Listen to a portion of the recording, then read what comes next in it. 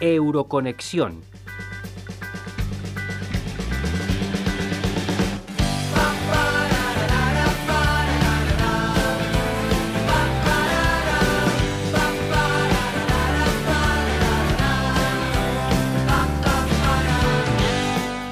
Con motivo de la celebración, hoy sábado 9 de mayo es el Día de Europa. Saludamos en Radio UMH al diputado del grupo Renew Europe, que unió a los partidos liberales de toda Europa con la formación francesa En Marche, Renaissance, del presidente Emmanuel Macron. Él, por Ciudadanos, es Adrián Vázquez Lazara. Él, además, es presidente de la Comisión de Asuntos Jurídicos y miembro de la Conferencia de Presidentes de Comisión y de la Delegación para las Relaciones con la República Popular China. Hoy en Radio UMH vamos a realizar una valoración de cómo Europa ha hecho frente a la crisis del COVID-19 y sobre todo trataremos algunos aspectos que están más relacionados y nos incumben en el ámbito universitario y la investigación por ser una radio universitaria. Reciban un saludo de Sonia Martínez y le damos ya la bienvenida y sobre todo le damos muchísimo las gracias por atendernos al eurodiputado Adrián Vázquez. Muchísimas gracias por atendernos en Radio UMH. Muchas gracias a vosotros. Un placer estar aquí con vosotros virtualmente. Europa se ha visto inmersa en una tremenda crisis sanitaria con consecuencias en la economía y en muchísimos más aspectos que necesita soluciones. ¿Qué valoración hace de cómo las instituciones europeas han afrontado y están afrontando esta situación? Al principio yo creo que, como ha pasado con otros Estados miembros, también ha pasado con las instituciones. No sabían muy bien qué estaba pasando, no sabían el impacto que podía tener la crisis, la pandemia, tanto desde un punto de vista sanitario, pero también social, económico, político, y les pilló con el pie cambiado. Pero yo creo que lo que hay que resaltar ahora es que es alguna comparación que yo suelo hacer a menudo. Europa representa 27 Estados miembros, más de 400 millones de habitantes, es un mastodonte, es un elefante. Y le cuesta mucho girar, le cuesta mucho andar, le cuesta mucho iniciarse, pero una vez que se pone en movimiento es muy complicado pararla. Y en ese sentido, una vez que se puso en movimiento, las propias instituciones europeas respondieron y pusieron muchas ideas, muchas soluciones sobre la mesa mucho antes que los Estados miembros. En ese sentido, también hay que ser conscientes de que Europa en muchos sentidos, y sobre todo en los sanitarios, no tiene competencias. Entonces, lo que puede hacer es sugerir, coordinar, intentar llegar a acuerdos, y eso a veces lleva su tiempo, porque hay 27 sensibilidades distintas y la pandemia no ha impactado igual en Finlandia que ha impactado en Italia o en nuestro país, en España. Pero en ese sentido creo que ahora están haciendo buen trabajo, creo que las instituciones se han puesto en marcha, creo que los Estados miembros están entendiendo que la única manera de salir de esta es todos juntos, y más allá de decir solidaridad, que es la palabra de moda sobre Europa, yo creo que lo que hay que decir es eficiencia y pragmatismo. Si queremos que todos mantengamos o intentemos mantener el sistema político, social y económico que conocemos, o trabajamos arrimando el hombro o no salimos de esto. Me comentaban compañeras suyas de otros grupos parlamentarios, hemos entrevistado a la compañera Inmaculada Rodríguez Piñero del PSOE, también a Sira Rego de Izquierda Unida, que también el problema ha podido ser para tomar esa serie de decisiones en la diferencia tan enorme que hay en el impacto de la pandemia por los países más del norte con los del sur, porque los aspectos económicos y sectores de producción son diferentes y llegar a esos acuerdos es complicado con 27 Estados miembros, como está usted diciendo. Yo creo que hay dos maneras de enfocar esto desde un punto de vista económico y para ver qué respuesta económica le da la Unión a la crisis. Al final aquí hay dos perspectivas y yo creo que hay que entender por qué el de enfrente piensa de la manera que piensa. Hemos visto incluso ruedas de prensa del presidente español, de Pedro Sánchez, acusando a Europa de no ser solidaria y que si no se llega a una mutualización de la deuda, tanto pasada como futura, Europa no tendría futuro. Cuando a los 2 días se consigue un acuerdo de los bonos de recuperación, que además lideró mi compañero Luis Garicano, no había ningún tipo de mutualización de deuda pasada, era futuro y cambia el discurso. Entonces eso es muy peligroso porque si empezamos a echar la culpa a Europa cuando hace cosas que no nos gustan, cuando al final hay que vernos también en el espejo y saber qué hemos hecho mal, ponemos en peligro el proyecto y lo que estamos haciendo es dar alas a los populistas y a los extremistas. Y déjame explicar. El tema de Holanda, que ha generado muchísima controversia y hemos visto que incluso desde el gobierno se ha criticado mucho la posición de Holanda. Y yo estoy de acuerdo en que lo que dijo el ministro de Finanzas holandés era lamentable. Y nosotros mismos, desde Ciudadanos, les mandamos una carta de queja al primer ministro Rutte, con quien tenemos una relación porque somos de la misma familia política. Sin embargo, también hay que entender que muchos holandeses y muchos alemanes, los políticos, cuando quieren explicar a su opinión pública, a sus ciudadanos, que tienen que rescatar a un país como España, y ellos ven que España tiene una deuda del 100% y que los últimos 3 años, cuando ha tenido superávit, ese superávit no lo ha utilizado para pagar esa deuda, sino para hacer medidas electoralistas, que es lo que ha hecho el gobierno del señor Sánchez, pues ¿cómo cree la gente que se lo va a tomar en Holanda y en Alemania? Pues no les va a gustar. Entonces, yo creo que aquí el tema de la solidaridad y la ayuda entre los países es clave, pero también la responsabilidad. Si nosotros tenemos 3 años de bonanza con un déficit del 100%, utiliza esa bonanza para reducir el déficit, porque con eso tú lo que haces es transmitir seguridad a tus socios y permitir que a la siguiente que vienen mal dadas no va a haber ningún problema en que ellos sepan arrimar el hombro y apechugar lo que haya que apechugar. Además de los aspectos sanitarios que también vamos a tratar, el coronavirus ha afectado de manera drástica, como estamos hablando, a la economía de todo nuestro continente. Desde su grupo, ¿qué soluciones han aportado, aportan y piensan que sería la solución con todo esto que ya nos ha comentado en esta introducción? Pues nuestro grupo es el Grupo Liberal, es el tercer mayor grupo de la Cámara. Tenemos 5 primeros ministros dentro de nuestro grupo y partidos tan importantes como el de Ciudadanos, por ejemplo, el del presidente Macron o incluso el del primer ministro Rutte en Holanda. Básicamente lo que hemos servido es un poco de puente. Hemos sido un poco de puente y de hecho ha sido Luis Garicano quien ha liderado esta propuesta en el que conseguíamos que hubiese primero un dinero utilizando el presupuesto de la Unión Europea, lo que se llama MFF, que son los presupuestos a 7 años, que es un dinero que se va a utilizar para la recuperación de Europa, la reconstrucción de Europa, pero a la vez estamos trabajando en unos bonos de recuperación en el que todo ese dinero que venga extra de los socios europeos para paliar la situación, sobre todo sanitaria y social de los países más afectados como España, se podrá utilizar con bonos, como utilización de bonos a futuro. Es decir, que se han conseguido algo intermedio entre lo que pedíamos los países, sobre todo más afectados, que en este caso somos los del sur y que también somos los más endeudados, y las exigencias que pedían los del norte. Ahora estamos con los flecos, hay que ver qué tipo de condicionalidad se pone, tenemos que saber qué tipo de impacto económico vamos a tener. Ya hemos visto los datos de esta semana que España sale realmente mal parada y ver cómo y de qué manera se puede implementar esas ayudas de la manera más rápida y eficiente posible. En lo que respecta al ámbito sanitario, se consideraba que Europa, pues siendo el primer mundo, sería capaz de asumir una crisis vírica, pero los datos, las estadísticas han demostrado que la envergadura del problema nos ha sobrepasado. Se realizaron muchísimos recortes con la crisis de 2008 en sanidad. Se tiene que poner en valor más aún la sanidad, la importancia de la misma y, sobre todo, apostar por la sanidad pública y qué labores se pueden hacer desde, pues, para apostar también por los sectores profesionales de este ámbito, porque además la crisis está ahora que la hemos conocido, pero desde luego que no sabemos cuándo va a acabar. Yo creo que no hay que caer en la demagogia del tema de los recortes. Para empezar, porque es asimétrica y no es verdad. Lo está utilizando los partidos de izquierda para atacar a las comunidades gobernadas por la derecha. Yo siempre pongo el ejemplo de Andalucía. Andalucía fue la comunidad que más recortes hizo en sanidad en 2008 y la gobernaba el Partido Socialista. Al final lo que se está intentando es que la gestión sea más eficiente. Y, por supuesto, la sanidad tiene que tener una base potente pública, pero tiene que tener una gestión muy eficiente. Y si hay a veces que la parte pública no llega a conseguir que esa gestión sea lo más eficiente posible, yo no veo mal que a veces se pueda utilizar gestión privada para hacer ciertas gestiones. Dicho lo cual, la sanidad pública ha sido lo que nos ha salvado. Los sanitarios, la gente que trabaja en los hospitales, los enfermeros, los mujeres son los héroes de esta pandemia, y no solo en España, también en Italia, en Portugal, en Alemania. Pero yo creo que lo que nos ha impactado más de esta crisis y lo que nos ha hecho darnos cuenta es que la Unión Europea no era capaz, ni los países de la Unión Europea, que es a lo que me refiero, de producir mascarillas, de producir test, de producir gel de manos de manera masiva. Y hemos tenido que seguir comprando a China.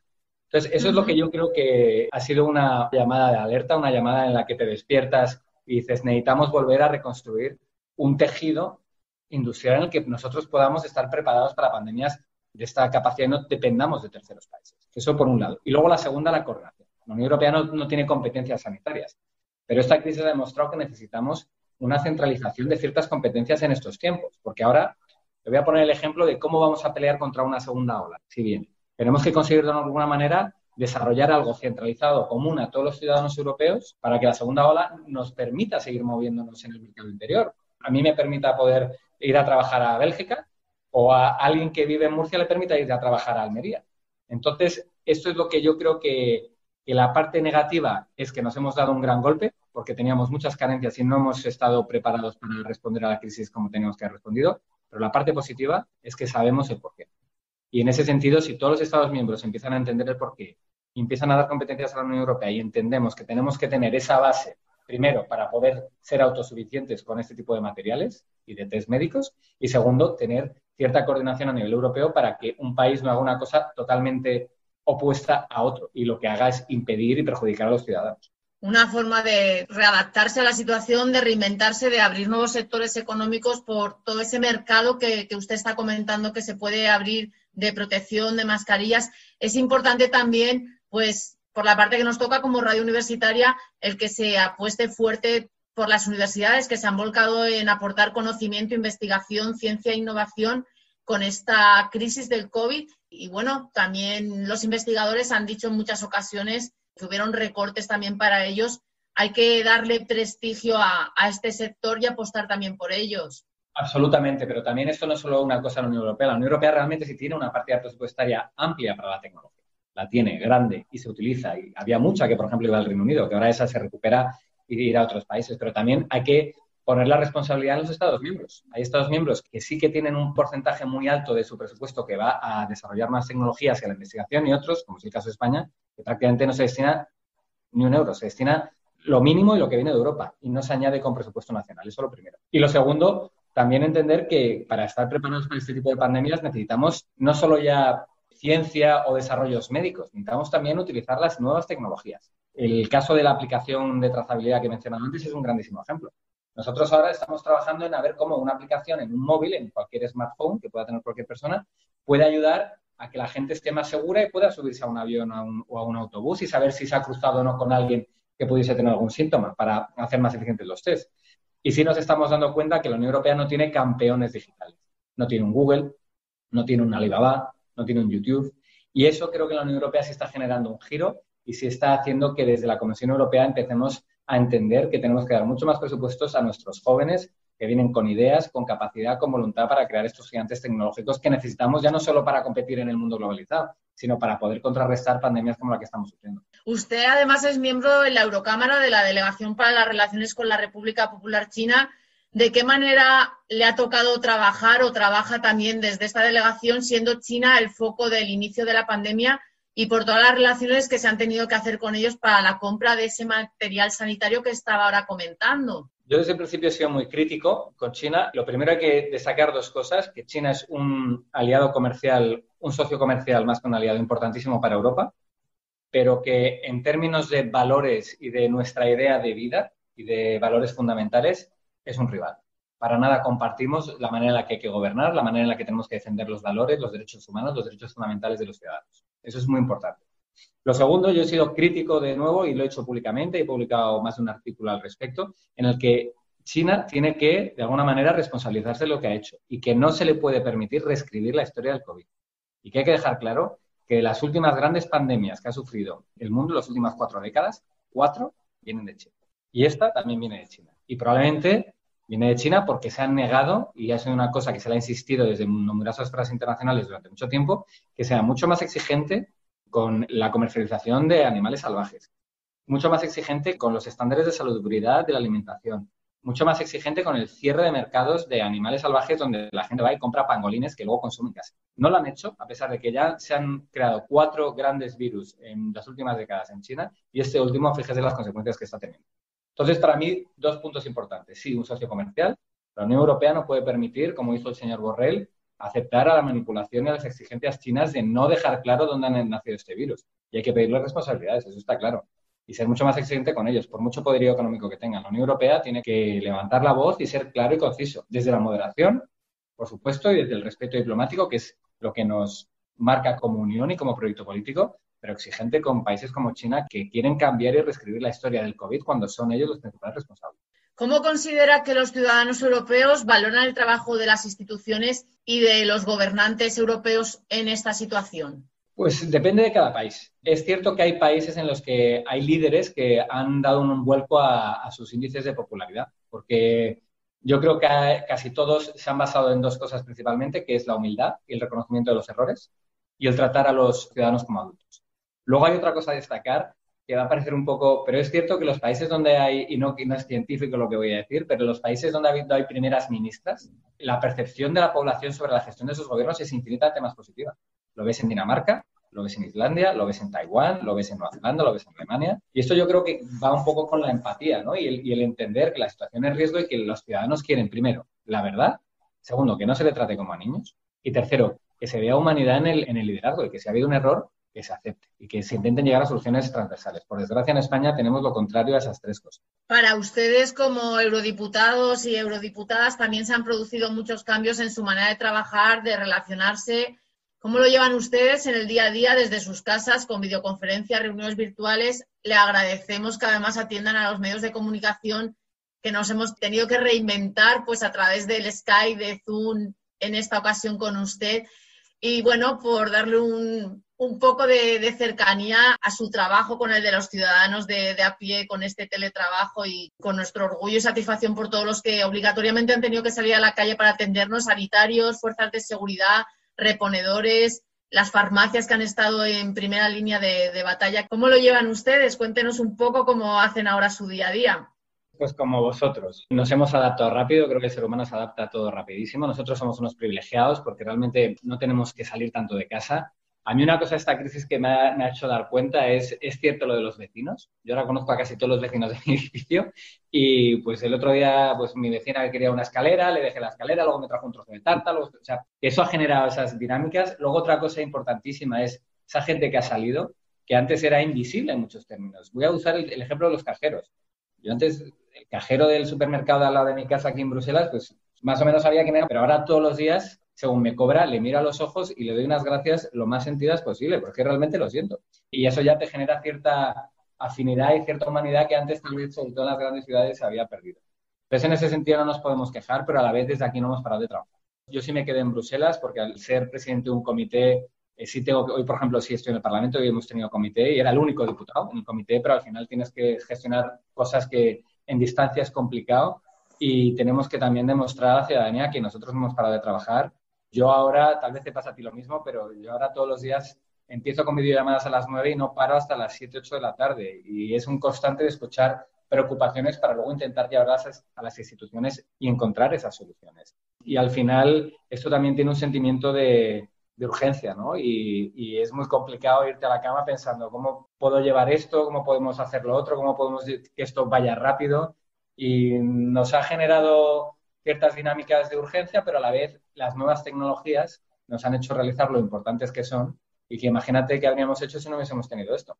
Pues sí, hay que aprovecharlo para bien. Antes de despedirnos y dándole las gracias por su atención y todo lo que nos ha aportado, pues nos gustaría que como 9 de mayo, como Día de Europa, y usted que además es un firme defensor del proyecto comunitario, lleva años divulgando el movimiento europeísta, fue el impulsor del movimiento juvenil CC Europa, que acercó la importancia de las instituciones europeas entre los jóvenes, pues nos gustaría que nos dejara un mensaje de esperanza y de confianza en el concepto de Europa, en el día de su celebración y todo lo que Europa conlleva. Pues mira, lo que diría es que la Unión Europea es un proyecto, construcción, y hay que ser críticos con lo que no funciona. Pero es sin ningún tipo de duda lo que más nos ha acercado, lo que más nos ha mejorado como sociedades y lo que más nos ha permitido tener la vida que hemos tenido hasta el día de hoy. Que por supuesto hay que mejorar, hay que ser exigente, pero no podemos dejar de mirar atrás y todo lo que desde nuestros abuelos se ha conseguido hasta hoy. Yo siempre digo que soy un freak europeísta, pero también que soy un europeísta crítico, porque sigo pensando que si no seguimos trabajando cada día en mejorar lo que tenemos, este proyecto, este experimento, no va a ver la luz al final del túnel y todavía no hemos terminado de construir. Entonces hay que tener fe, hay que seguir creyendo en él, porque es lo mejor que tenemos. Pues muchísimas gracias al diputado del Grupo Renew Europa, por Ciudadanos, a Adrián Vázquez Lazara, por haber estado con nosotros en Radio UMH. Feliz Día de Europa para usted y para todos los ciudadanos europeos. Cuídese mucho, muchísima salud para todos y encantados de haber estado con usted. Igualmente, feliz Día de Europa a todos. Un abrazo. Adiós. Euroconexión, un proyecto de la Asociación de Radios Universitarias de España y el Parlamento Europeo desde la Universidad Miguel Hernández de Elche.